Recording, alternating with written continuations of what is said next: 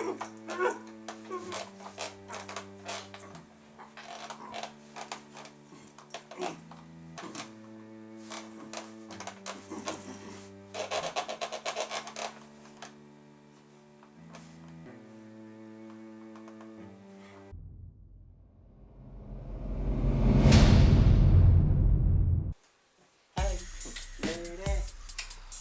I got your money, don't you worry.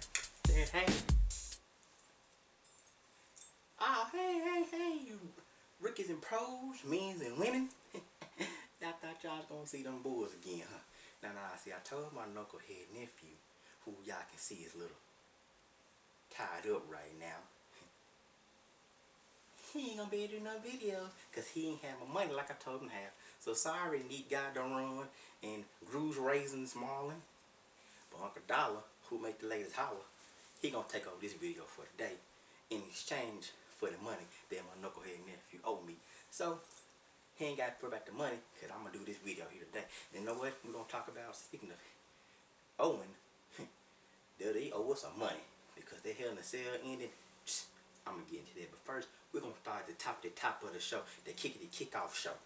The one match they had a kickoff show with two blondes. I'm pretty sure Vince McMahon was back there all on himself, because you know he loves them blondes. And the first match was Lacey Evans and the Tiger, the Queen of Hearts.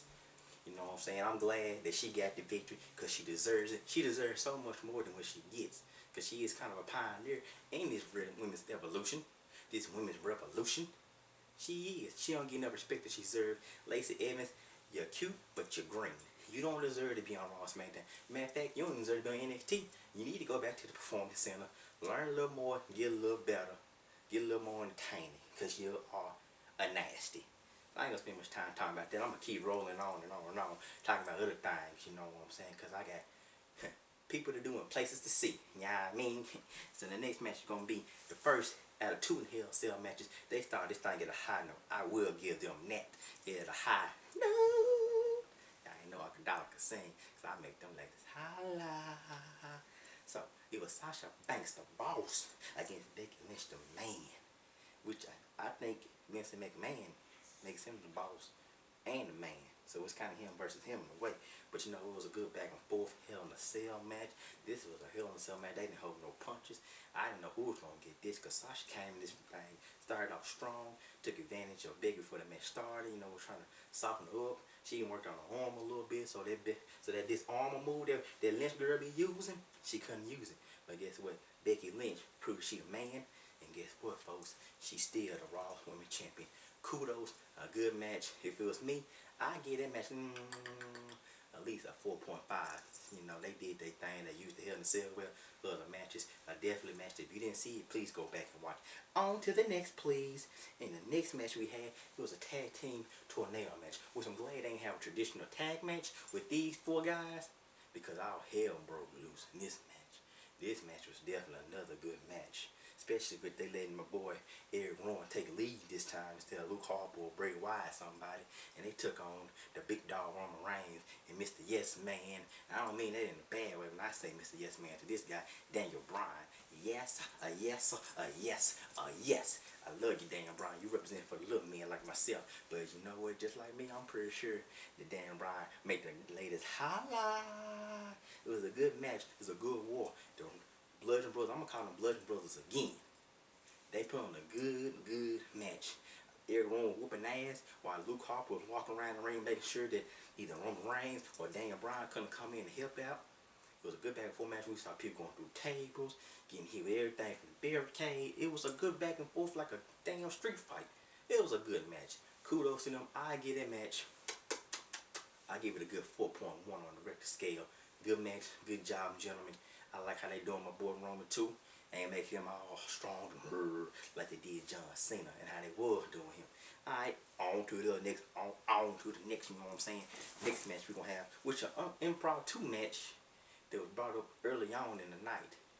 Randy Orton and Mustafa Ali. Ooh, I tell you, I like Ali. He's a cruiserweight who never got to be cruiserweight champion. He deserved it. He deserved it some more than some of the guys who've been champion. I think that boy should have been cruiserweight champion. I can see him being a champion, but this wasn't his night. because the most devastating letters in the industry, RKO. Took him out, got that victory. Naimi Ali, he did counter the move with a good handstand, popped up, almost got it, but went to the well one too many times with them springboard moves, and Randy don't call it RKO. Now I did notice that Randy Orton did show a little respect to Mustafa. You know, he looked at him, yep, but it was like, nah, not tonight, not tonight. But it was a good back and forth match. I see a bright future for Mustafa Ali. But I ain't gonna talk about that too long because we got a lot of stuff to do. I got a little more hurting to put on my nephew because he thinks it's a game and I play about my money like that. I don't play. Uncle Dolla, I make the latest holler. I don't play about my money. Boy, you better have my money. Don't act like you forgot. Anyway, the next match for the women's tag team match. Another match that was added last minute over the weekend because at first it was only 4 matches, but they had to do a little more to stretch this pay-per-view out because it was 4 hours, folks. 4 hours. And you know, but it was Alexa Bliss, the goddess, and with Nikki Cross, the crazy girl that she is. I like Nikki. I like they put in a tag team. They gave people a chance to see what she can do in the ring. So when she finally moved on from this tag team thing with Alexa Bliss, people could know that she can go in the ring. Which people who are fans already knew. I knew. So, but anyway, I ain't gonna dwell on that too much. It was a good match. They went against the Kabuki Warriors, Asuka and Kairi Singh, who are a good tag team. I'm glad they gave them a shot because they showed they didn't need Paige to be their mouthpiece to go forward within their tag team divisionship. Tag team divisionship, you know, partnership, tag team divisionship, tag team. Anyway, you got it. You know what I'm saying? But this is the thing, though. They deserve it. And guess what? They won. I was a little sad to see Bliss and Cross lose, but the way they lost was cool because it kind of gave Asuka and Kairi kind of like a little heelish edge to them. With, you know, with my girl Asuka spitting out that green mist like the Great Muta. I didn't see that coming, but I did like that. And a good kick to the head. Nikki Cross lost the match. It was a good match. I give at least 3.9. 3.9. That's a good back for a tag team match. I can see this feud going on a little longer, and I can see them going a little more heelish for the Kabuki Warriors. Next match, another match that was added over the weekend last minute, is the Viking Warriors were a mystery partner against the OC, the original, the only, something else. Only club that matters. Something I forget the rest. It's too much. I don't like. Go back to just being the club. And they mentioned a lot of folks thought it was gonna be Cedric Alexander or Ricochet, somebody that was athletic, keep on AJ Styles. But they the Viking Warriors went a different direction, and they went and found them a monster among men, Braun Strowman, raw. And somebody got them hands, and unfortunately, it was my main man, the phenomenal one, AJ Styles. He got knocked out with one punch and it was over. And AJ did a hell of a job selling it. Because the boy, he really couldn't get back on his feet. He had spaghetti legs. He was all over the place. But hey, he did a good job selling it. Because setting up for that little thing with that boxer man, Tyron Fury. Yeah, him, the gypsy man, the genie man. Him, that guy. Y'all know what I'm talking about. That match, it's okay. It's a good feeling match. I get it just a 3. Because you kind of already knew who was going to win with the Viking Warriors all along. And you know they don't like it, Gallows and Anderson like that. So you know they wasn't going to get a victory. So anywho, bam, on to the next thing. Your next match, another one added. Corbin and Gable, they have good chemistry. It's a good big man, small man. They kept calling that man Shorty Gable. And then the ring announced that after the match, after Gable won, he called that man Shorty Gable. What's that? I admit the man is pretty short.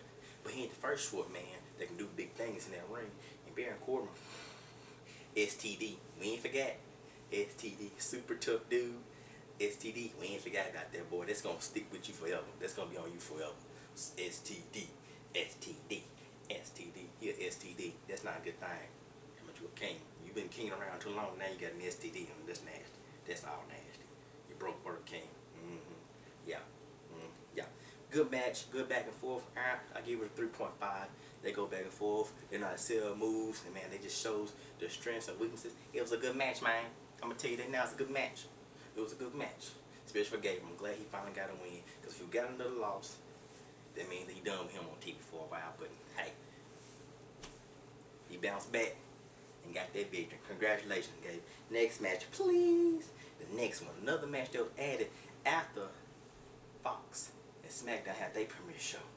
SmackDown on Fox. And you know, I don't want to talk about that. It's going to be a black day forever in the WWE community. Forever. That was why I had to do my boy Kofi. Kofi, keep your head up. You still the champion in my book. Brock Lesnar just holding that title for you, keeping it warm and cozy, because that's what a big sweaty beast supposed to do. Keep it warm and cozy for you. I think he'll get it back one day. I hate how they treat him, but I ain't going to dwell on that. We ain't going to dwell on that. We're going to keep moving forward. My hair is growing. Y'all see my new growth? It keep getting in my eyes. But anyway, this match came after Charlotte and Becky beat Bayley and Sasha when Charlotte made Bayley tap out to that figure 8 leg lock. I thought she broke the girl leg. I wish she kind of, because Bayley, you're looking kind of very soft here, lady. Hiding behind Sasha all the time. That's why I said it. I said it. Who came out with the victory? A repeat from SmackDown. Charlotte got that thing becoming the 10-time women's champion. That's what I'm talking about. 10 times. I think she's going to be the one to beat her daddy record. That's just my opinion. It may be a fact. It may be a spoiler. But I think, I know she is. Because everybody in the company is high on Charlotte. And they have good reasons. Becky may be the man. Sasha may be the boss. But Charlotte is the queen. And the queen, just like in chess, she big things popping and little things stopping. How about that? She got that victory over Bayley. Bayley seemed like crying little girl, like somebody stole her bike or something. She just sitting, nothing. Girl, get over it. You lost, you lost. You should have seen it coming. It is what it is. Anywho, next match, Lord Jesus, for the Universal title, Seth Rollins. I can't even say Seth freaking Rollins, because he wasn't Seth freaking Rollins in the beginning of this feud. He been Seth Rollins, because the Fiend been tying to his butt week after week after week. And this match we had big things planned for. We had high expectations. I just knew this match was gonna go all out. It's gonna be crazy. It was kind of a snooze fest. Snooze fest at times. It was okay. Now what really pissed a lot of people off, and you go back and watch it, it pissed people off because the ending. How in the hell you gonna stop a Hell in a Cell match because you think one of the competitors about to go too far? In the Hell in a Cell, unless he's gonna shoot the man or pull out a knife or a sword and stab him with it, try to literally kill him, it ain't going too far. Seth did what he had to do to beat the Fiend. And then it just got weird. The referee stopped it, and next thing you know, Fiend popped back attacking Seth, beating him up, and then he man him a claw, and Seth started bleeding from the mouth. And it was sad. It was like, what the hell? When have we ever had a referee stop a Hell in a Cell? The referee didn't stop it when Mankind got thrown off the cell by the Undertaker. They didn't stop it when Undertaker threw him through the cell. They didn't stop it when Captain Jack got flipped through the cell by Triple H. They didn't never stop a match like this. That's why a lot of fans are pissed. What kind of stuff it is? It's for the Universal title. It's the main event, and it's a Hell in a Cell. It just was garbage. That's why a lot of fans want their refunds. They kept saying AEW, AEW. And if I were AEW, I'd be collecting in, like taking us like, this ain't what you're supposed to do. There's no qualification, Hell in a Cell. Let them do what they do best. Seek and destroy each other. So I'm not really interested in seeing where this feud go after the Hell in a Cell, because it was kind of crazy. And if you notice watching the show, it's like the fans started losing more and more interest in the show as it went on. They wasn't hyped like they started, because they had too many matches. It was kind of lingering, kind of boring. Wasn't all that, you know. And it was fill-in matches because there was no story to get invested behind them. If you gonna add matches to it, a pay-per-view last minute like that, at least add feuds that's been people been following, that's been invested, that they care about. A couple of these matches nobody didn't care about. Could you just add them in, want to just keep stuff going because you got other storylines going. If you gonna add last minute pay-per-view matches, have stuff that's going on now. You could have put Bobby Lashley up against Rusev. People would love to see that. Or you could have more of the Street Profits, or had the Canellas back. People want to see stuff they've been invested in flourish and grow. They want to hear more. They want to have juicy gossip. And another thing that was just retarded to me. What the hell was with that damn red light during the Hell in a Cell match between Seth and the Fiend? What the hell was that? That thing was distracting. It was weird. It was uncomfortable. And then the cell is red. It was just too much. You really couldn't see what's going on half the time. Don't do that again. Matter of fact, go back to a plain cell. Don't do the red shit no more. That was stupid. I'm sorry. Excuse my language. Nephew, shut up. Sorry, y'all. The boy's trying to say something. But anyway, I don't want to hold y'all too long, but you know, it is what it is. Hell in a Cell, overall, damn it, I give it a C minus. Because some things just should not be done. And you put too many good matches, start your pay-per-view, and it just went downhill. I'm sorry, C minus for me. Hey, I can't help you. You don't listen to the fans, Vince McMahon, like you should. I don't know if you're letting Paul Heyman and Eric Bischoff do their thing or not, but or you let Triple H do his thing. You should let them do their thing and let them come up with stuff. Because Vince McMahon, that Hell in a Cell could have been a lot more better. The Hell in a Cell, anyway, should not even just be a pay-per-view gimmick anymore. It should just be a match that randomly pops up, that makes a feud escalate and end. But you know what? You do your thing, Vince. You got the money, not me. Apparently, I don't know nothing. I'm just a fan. I'm just Uncle Dollar to make the ladies holler. Better have my money. Not half, not some, but all my cash. This your favorite Uncle Dollar. I make the lady holler. And guess what? I bet my nephew ain't gonna play about his uncle money no more. I bet you learned that lesson. If this happen again, you will be seeing me again on Wrestling Rants 9-on-1. Don't forget to follow them on Facebook, like them on Facebook, keep commenting and liking on stuff. Follow them on Instagram, like them and subscribe on the YouTube stuff. I'm trying to learn this stuff. You know, I ain't about all this. In my day, we just had phone calls and a full map. We want to find people and stuff like that and follow them. But hey, it's a new day and age. Wrestling Rants 9-on-1, 9-on-1 Wrestling Rants, whatever they call this stuff.